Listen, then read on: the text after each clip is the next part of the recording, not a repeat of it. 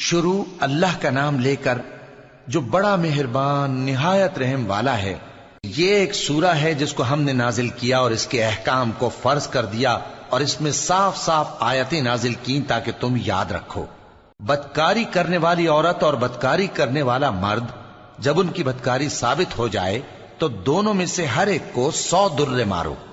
اور اگر تم اللہ اور روز آخر پر ایمان رکھتے ہو تو اللہ کے قانون کو نافذ کرنے میں تمہیں ان پر ہرگز ترس نہ آئے، اور چاہیے کہ ان کی سزا کے وقت مسلمانوں کی ایک جماعت بھی موجود ہو۔ بدکار مرد تو بدکار یا مشرک عورت کے سوا کسی سے نکاح نہیں کرتا، اور بدکار عورت کو بھی بدکار یا مشرک مرد کے سوا اور کوئی نکاح میں نہیں لاتا، اور یہ یعنی بدکار عورت سے نکاح کرنا مومنوں پر حرام ہے۔ اور جو لوگ پرہیزگار عورتوں کو بدکاری کا عیب لگائیں اور اس پر 4 گواہ نہ لائیں تو ان کو 80 درے مارو، اور کبھی ان کی شہادت قبول نہ کرو، اور یہی بد کردار ہیں۔ ہاں، جو اس کے بعد توبہ کر لیں اور اپنی حالت سنوار لیں تو اللہ بھی بخشنے والا ہے، مہربان ہے۔ اور جو لوگ اپنی بیویوں پر بدکاری کی تہمت لگائیں اور خود ان کے سوا اور گواہ نہ ہوں تو ہر ایک کی شہادت یہ ہے کہ پہلے تو 4 بار اللہ کی قسم کھائے کہ بے شک وہ سچا ہے، اور 5ویں بار یہ کہے کہ اگر وہ جھوٹا ہو تو اس پر اللہ کی لعنت۔ اور عورت سے سزا کو یہ بات ٹال سکتی ہے کہ وہ پہلے 4 بار اللہ کی قسم کھائے کہ بے شک یہ جھوٹا ہے، اور 5ویں دفعہ یوں کہے کہ اگر یہ سچا ہو تو مجھ پر اللہ کا غضب نازل ہو۔ اور اگر تم پر اللہ کا فضل اور اس کی مہربانی نہ ہوتی تو بہت سی خرابیاں پیدا ہو جاتی۔ اور یہ کہ اللہ توبہ قبول کرنے والا ہے، حکیم ہے۔ جن لوگوں نے یہ بہتان باندھا ہے وہ تمہیں میں سے ایک جماعت ہے، اس کو اپنے حق میں برا نہ سمجھنا، بلکہ وہ تمہارے لیے اچھا ہے۔ ان میں سے جس شخص نے گناہ کا جتنا حصہ لیا اس کے لیے اتنا وبال ہے، اور جس نے ان میں سے اس بہتان کا بڑا بوجھ اٹھایا ہے اس کو بڑا عذاب ہوگا۔ جب تم نے وہ بات سنی تھی تو مومن مردوں اور عورتوں نے کیوں اپنے دلوں میں نیک گمان نہ کیا، اور کیوں نہ کہہ دیا کہ یہ کھلم کھلا بہتان ہے؟ یہ بہتان لگانے والے اپنی بات کی تصدیق کے لیے 4 گواہ کیوں نہ لائے؟ تو جب یہ گواہ نہیں لا سکے تو اللہ کے نزدیک یہی جھوٹے ہیں۔ اور اگر دنیا اور آخرت میں تم پر اللہ کا فضل اور اس کی رحمت نہ ہوتی تو جس شغل میں تم منہمک تھے اس کی وجہ سے تم پر بڑا سخت عذاب نازل ہوتا، جب تم اپنی زبانوں سے اس کا ایک دوسرے سے ذکر کرتے تھے اور اپنے منہ سے ایسی بات کہتے تھے جس کا تم کو کچھ بھی علم نہ تھا، اور تم اسے ایک ہلکی بات سمجھتے تھے، حالانکہ اللہ کے نزدیک وہ بڑی بھاری بات تھی۔ اور جب تم نے اسے سنا تھا تو کیوں نہ کہہ دیا کہ ہمیں شایع نہیں کہ ایسی بات زبان پر لائیں؟ پروردگار تو پاک ہے، یہ تو بہت بڑا بہتان ہے۔ اللہ تمہیں نصیحت کرتا ہے کہ اگر مومن ہو تو پھر کبھی ایسا کام نہ کرنا، اور اللہ تمہارے سمجھانے کے لیے اپنی آیتیں کھول کھول کر بیان فرماتا ہے، اور اللہ جاننے والا ہے، حکمت والا ہے۔ جو لوگ اس بات کو پسند کرتے ہیں کہ مومنوں میں بے حیائی یعنی تہمت بدکاری کی خبر پھیلے، ان کو دنیا اور آخرت میں دکھ دینے والا عذاب ہوگا، اور اللہ جانتا ہے اور تم نہیں جانتے۔ اور اگر تم پر اللہ کا فضل اور اس کی رحمت نہ ہوتی تو کیا کچھ نہ ہوتا، مگر وہ کریم ہے، اور یہ کہ اللہ نہایت مہربان ہے، رحیم ہے۔ مومنوں، شیطان کے قدموں پر نہ چلنا، اور جو شخص شیطان کے قدموں پر چلے گا تو شیطان تو بے حیائی کی باتیں اور برے کام ہی بتائے گا۔ اور اگر تم پر اللہ کا فضل اور اس کی مہربانی نہ ہوتی تو ایک شخص بھی تم میں پاک نہ ہو سکتا، مگر اللہ جس کو چاہتا ہے پاک کر دیتا ہے، اور اللہ سننے والا ہے، جاننے والا ہے۔ اور جو لوگ تم میں صاحب فضل اور صاحب مال ہیں وہ اس بات کی قسم نہ کھائیں کہ رشتہ داروں اور محتاجوں اور وطن چھوڑ جانے والوں کو کچھ نہیں دیں گے، اور ان کو چاہیے کہ معاف کر دیں اور درگزر کریں۔ کیا تم پسند نہیں کرتے کہ اللہ تم کو بخش دے؟ اور اللہ تو بخشنے والا ہے، مہربان ہے۔ جو لوگ پرہیزگار اور برے کاموں سے بے خبر اور ایماندار عورتوں پر بدکاری کی تہمت لگاتے ہیں ان پر دنیا اور آخرت دونوں میں لعنت ہے، اور ان کو سخت عذاب ہوگا، یعنی قیامت کے روز جس دن ان کی زبانیں اور ہاتھ اور پاؤں سب ان کے کاموں کی گواہی دیں گے۔ اس دن اللہ ان کو ان کے اعمال کا پورا پورا اور ٹھیک ٹھیک بدلہ دے گا، اور ان کو معلوم ہو جائے گا کہ اللہ برحق اور حق کو ظاہر کرنے والا ہے۔ ناپاک عورتیں ناپاک مردوں کے لیے ہیں اور ناپاک مرد ناپاک عورتوں کے لیے، اور پاک عورتیں پاک مردوں کے لیے ہیں اور پاک مرد پاک عورتوں کے لیے۔ یہ پاک لوگ ان جھوٹوں کی باتوں سے بری ہیں اور ان کے لیے بخشش اور نیک روزی ہے۔ مومنوں، اپنے گھروں کے سوا دوسرے لوگوں کے گھروں میں گھر والوں سے اجازت لیے اور ان کو سلام کیے بغیر داخل نہ ہوا کرو، یہ تمہارے حق میں بہتر ہے، اور ہم یہ نصیحت اس لیے کرتے ہیں کہ شاید تم یاد رکھو۔ پھر اگر تم گھر میں کسی کو موجود نہ پاؤ تو جب تک تم کو اجازت نہ دی جائے اس میں مت داخل ہو، اور اگر یہ کہا جائے کہ اس وقت لوٹ جاؤ تو لوٹ جایا کرو، یہ تمہارے لیے بڑی پاکیزگی کی بات ہے، اور جو کام تم کرتے ہو اللہ سب جانتا ہے۔ ہاں، اگر تم کسی ایسے مکان میں جاؤ جس میں کوئی نہ بستا ہو اور اس میں تمہارا اسباب رکھا ہو تو تم پر کچھ گناہ نہیں، اور جو کچھ تم ظاہر کرتے ہو اور جو پوشیدہ کرتے ہو اللہ کو سب معلوم ہے۔ مومن مردوں سے کہہ دو کہ اپنی نظریں نیچی رکھا کریں اور اپنی شرمگاہوں کی حفاظت کیا کریں، یہ ان کے لیے بڑی پاکیزگی کی بات ہے، اور جو کام یہ کرتے ہیں اللہ ان سے خبردار ہے۔ اور مومن عورتوں سے کہہ دو کہ وہ بھی اپنی نگاہیں نیچی رکھا کریں اور اپنی شرمگاہوں کی حفاظت کیا کریں، اور اپنی آرائش یعنی زیور کے مقامات کو ظاہر نہ ہونے دیا کریں مگر جو اس میں سے کھلا رہتا ہو، اور اپنے سینوں پر اوڑھنیاں اوڑھے رہا کریں، اور اپنے خاوند اور باپ اور خسر اور بیٹوں اور خاوند کے بیٹوں اور بھائیوں اور بھتیجوں اور بھانجوں اور اپنی جیسی مومن عورتوں اور لونڈی غلاموں کے سوا نیز ان خدام کے جو عورتوں کی خواہش نہ رکھیں، یا ایسے لڑکوں کے جو عورتوں کے پردے کی چیزوں سے واقف نہ ہوں۔ غرض ان لوگوں کے سوا کسی پر اپنی زینت اور سنگھار کے مقامات کو ظاہر نہ ہونے دیں، اور اپنے پاؤں ایسے طور سے زمین پر نہ مارے کہ جھنکار کانوں میں پہنچے اور ان کا پوشیدہ زیور معلوم ہو جائے۔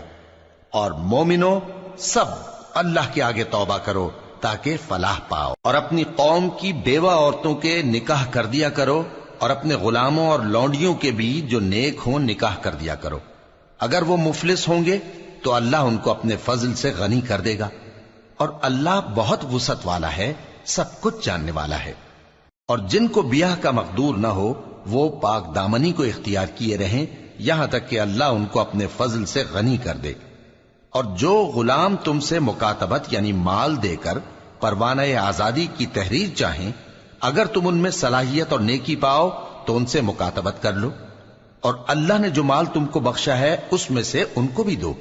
اور اپنی باندیوں کو اگر وہ پاک دامن رہنا چاہیں تو دنیاوی زندگی کے فوائد حاصل کرنے کے لیے بدکاری پر مجبور نہ کرنا، اور جو ان کو مجبور کرے گا تو ان بیچاریوں کے مجبور کیے جانے کے بعد اللہ بخشنے والا ہے، مہربان ہے۔ اور ہم نے تمہاری طرف روشن آیتیں نازل کی ہیں، اور جو لوگ تم سے پہلے گزر چکے ہیں ان کی خبریں اور پرہیزگاروں کے لیے نصیحت۔ اللہ آسمانوں اور زمین کا نور ہے، اس کے نور کی مثال ایسی ہے کہ گویا ایک طاق ہے جس میں ایک چراغ ہے، اور چراغ ایک قندیل میں ہے، اور قندیل ایسی صاف شفاف ہے کہ گویا موتی کا سا چمکتا ہوا تارا ہے۔ اس میں ایک مبارک درخت کا تیل جلایا جاتا ہے یعنی زیتون کا، کہ نہ مشرق کی طرف ہے نہ مغرب کی طرف۔ ایسا معلوم ہوتا ہے کہ اس کا تیل خواہ آگ اسے نہ بھی چھوئے جلنے کو تیار ہے، بڑی روشنی پر روشنی ہو رہی ہے۔ اللہ اپنے نور سے جس کو چاہتا ہے سیدھی راہ دکھاتا ہے، اور اللہ جو مثالیں بیان فرماتا ہے تو لوگوں کے سمجھانے کے لیے، اور اللہ ہر چیز سے واقف ہے۔ وہ قندیل ان گھروں میں ہے جن کے بارے میں اللہ نے ارشاد فرمایا ہے کہ بلند کیے جائیں اور وہاں اللہ کے نام کا ذکر کیا جائے، اور ان میں صبح و شام اس کی تسبیح کرتے ہیں۔ ایسے لوگ جن کو اللہ کے ذکر اور نماز پڑھنے اور زکوٰۃ دینے سے نہ سوداگری غافل کرتی ہے نہ خرید و فروخت، وہ اس دن سے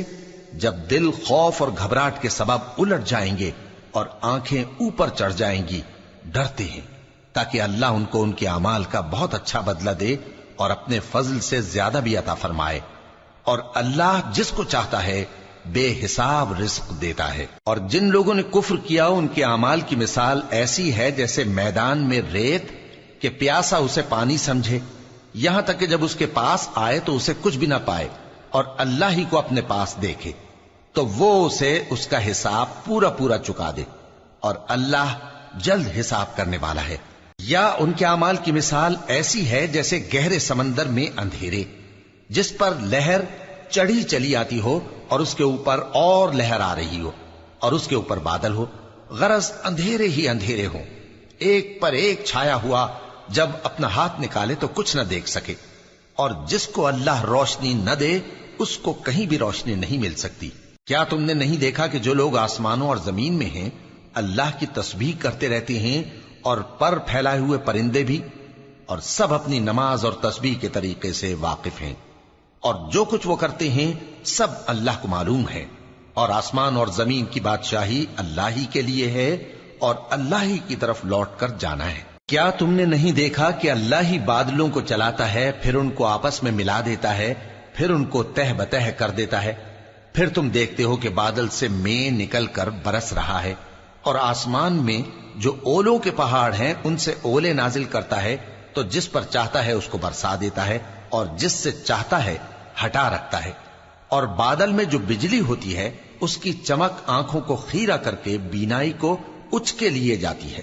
اللہ ہی رات اور دن کو بدلتا رہتا ہے،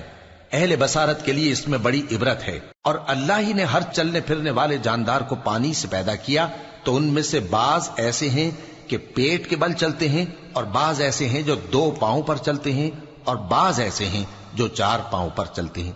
اللہ جو چاہتا ہے پیدا کرتا ہے، بے شک اللہ ہر چیز پر قادر ہے۔ ہم ہی نے روشن آیتیں نازل کی ہیں، اور اللہ جس کو چاہتا ہے سیدھے راستے کی طرف ہدایت کرتا ہے۔ اور بعض لوگ کہتے ہیں کہ ہم اللہ پر اور رسول پر ایمان لائے اور ان کا حکم مان لیا، پھر اس کے بعد ان میں سے ایک فریق پھر جاتا ہے، اور یہ لوگ صاحب ایمان ہی نہیں ہیں۔ اور جب ان کو اللہ اور اس کے رسول کی طرف بلایا جاتا ہے تاکہ پیغمبر ان کا قضیہ چکا دیں، تو ان میں سے ایک فریق منہ پھیر لیتا ہے، اور اگر ان کو حق ملتا ہو تو اس کی طرف قبول کر کے چلے آتے ہیں۔ کیا ان کے دلوں میں بیماری ہے یا یہ شک میں ہیں، یا ان کو یہ خوف ہے کہ اللہ اور اس کا رسول ان پر ظلم کریں گے؟ نہیں، بلکہ یہ خود ہی ظالم ہے۔ مومنوں کی تو یہ بات ہے کہ جب اللہ اور اس کے رسول کی طرف بلائے جائیں تاکہ وہ ان میں فیصلہ کریں تو کہیں کہ ہم نے حکم سن لیا اور مان لیا، اور یہی لوگ فلاح پانے والے ہیں۔ اور جو شخص اللہ اور اس کے رسول کی فرما برداری کرے گا اور اس سے ڈرے گا اور اس کا تقوی اختیار کرے گا تو ایسے ہی لوگ مراد کو پہنچنے والے ہیں۔ اور یہ اللہ کی سخت سخت قسمیں کھاتے ہیں کہ اگر تم ان کو حکم دو تو سب گھروں سے نکل کھڑے ہوں۔ کہہ دو کہ قسمیں مت کھاؤ، پسندیدہ فرما برداری درکار ہے، بے شک اللہ تمہارے سب اعمال سے خبردار ہے۔ کہہ دو کہ اللہ کی فرما برداری کرو اور رسول کے حکم پر چلو، اگر منہ موڑو گے تو رسول پر اس چیز کا ادا کرنا ہے جو ان کے ذمے ہے، اور تم پر اس چیز کا ادا کرنا ہے جو تمہارے ذمے ہے، اور اگر تم ان کے فرمان پر چلو گے تو سیدھا رستہ پالو گے، اور رسول کے ذمے تو صاف صاف پہنچا دینا ہے۔ جو لوگ تم میں سے ایمان لائے اور نیک کام کرتے رہے ان سے اللہ کا وعدہ ہے کہ ان کو ملک کا حاکم بنا دے گا، جیسا ان سے پہلے لوگوں کو حاکم بنایا تھا، اور ان کے دین کو جسے اس نے ان کے لیے پسند کیا ہے مستحکم و پائیدار کرے گا، اور خوف کے بعد ان کو امن بخشے گا۔ وہ میری عبادت کریں گے اور میرے ساتھ کسی چیز کو شریک نہ بنائیں گے، اور جو اس کے بعد کفر کرے تو ایسے ہی لوگ بد کردار ہیں۔ اور نماز پڑھتے رہو اور زکوٰۃ دیتے رہو اور پیغمبر کے فرمان پر چلتے رہو تاکہ تم پر رحمت کی جائے، اور ایسا خیال نہ کرنا کہ کافر لوگ ہم کو زمین میں مغلوب کر دیں گے، ان کا ٹھکانہ دوزخ ہے اور وہ بہت برا ٹھکانہ ہے۔ مومنوں، تمہارے باندی غلام اور جو بچے تم میں سے بلوغ کو نہیں پہنچے 3 دفعہ یعنی 3 اوقات میں تم سے اجازت لیا کریں، ایک تو نماز فجر سے پہلے، اور دوسرے گرمی کی دوپہر کو جب تم کپڑے اتار دیتے ہو، اور تیسرے عشاء کی نماز کے بعد۔ یہ 3 وقت تمہارے پردے کے ہیں، ان کے آگے پیچھے یعنی دوسرے وقتوں میں نہ تم پر کچھ گناہ ہے اور نہ ان پر کہ کام کاج کے لیے ایک دوسرے کے پاس آتے رہتے ہو۔ اس طرح اللہ اپنی آیتیں کھول کھول کر بیان فرماتا ہے، اور اللہ بڑا علم والا ہے، بڑا حکمت والا ہے۔ اور جب تمہارے لڑکے بالغ ہو جائیں تو ان کو بھی اسی طرح اجازت لینی چاہیے جس طرح ان سے اگلے یعنی بڑے آدمی اجازت حاصل کرتے رہے ہیں۔ اس طرح اللہ تم سے اپنی آیتیں کھول کھول کر بیان فرماتا ہے، اور اللہ جاننے والا ہے، حکمت والا ہے۔ اور بڑی عمر کی عورتیں جن کو نکاح کی توقع نہیں رہی اور وہ زائد کپڑے اتار کر سر ننگا کر لیا کریں تو ان پر کچھ گناہ نہیں، بشرطے کہ اپنی زینت کی چیزیں نہ ظاہر کریں، اور اگر اس سے بھی بچیں تو یہ ان کے حق میں بہتر ہے، اور اللہ سنتا ہے، جانتا ہے۔ نہ تو اندھے پر کچھ گناہ ہے، اور نہ لنگڑے پر، اور نہ بیمار پر، اور نہ خود تم پر کہ اپنے گھروں سے کھانا کھاؤ، یا اپنے باپ دادا کے گھروں سے، یا اپنی ماؤں کے گھروں سے، یا بھائیوں کے گھروں سے، یا اپنی بہنوں کے گھروں سے، یا اپنے چچاؤں کے گھروں سے، یا اپنی پھوپھیوں کے گھروں سے، یا اپنے ماموؤں کے گھروں سے، یا اپنی خالاؤں کے گھروں سے، یا اس گھر سے جس کی کنجیاں تمہارے ہاتھ میں ہوں، یا اپنے دوستوں کے گھروں سے۔ اور اس کا بھی تم پر کچھ گناہ نہیں کہ سب مل کر کھانا کھاؤ یا جدا جدا۔ پھر جب گھروں میں جایا کرو تو اپنے گھر والوں کو سلام کیا کرو، یہ اللہ کی طرف سے مبارک اور پاکیزہ تحفہ ہے۔ اس طرح اللہ اپنی آیتیں کھول کھول کر بیان فرماتا ہے تاکہ تم سمجھو۔ مومن تو وہ ہیں جو اللہ پر اور اس کے رسول پر ایمان لائے، اور جب کبھی ایسے کام کے لیے جو جمع ہو کر کرنے کا ہو پیغمبر کے پاس جمع ہوں تو ان سے اجازت لیے بغیر چلے نہیں جاتے۔ اے پیغمبر، جو لوگ تم سے اجازت حاصل کرتے ہیں وہی اللہ پر اور اس کے رسول پر ایمان رکھتے ہیں، سو جب یہ لوگ تم سے کسی کام کے لیے اجازت مانگا کریں تو ان میں سے جسے چاہا کرو اجازت دے دیا کرو، اور ان کے لیے اللہ سے بخشش مانگا کرو، کچھ شک نہیں کہ اللہ بخشنے والا ہے، مہربان ہے۔ مومنو، پیغمبر کے پکارنے کو ایسا خیال نہ کرنا جیسا تم آپس میں ایک دوسرے کو پکارتے ہو، بے شک اللہ کو وہ لوگ معلوم ہیں جو تم میں سے آنکھ بچا کر کھسک جاتے ہیں۔ تو جو لوگ ان کے حکم کی مخالفت کرتے ہیں ان کو ڈرنا چاہیے کہ ایسا نہ ہو کہ ان پر کوئی آفت پڑ جائے یا تکلیف دینے والا عذاب نازل ہو۔ دیکھو، جو کچھ آسمانوں اور زمین میں ہے سب اللہ ہی کا ہے، جس طریق پر تم ہو وہ اسے جانتا ہے، اور جس روز لوگ اس کی طرف لوٹائے جائیں گے تو جو عمل وہ کرتے رہے وہ ان کو بتا دے گا، اور اللہ ہر چیز سے واقف ہے۔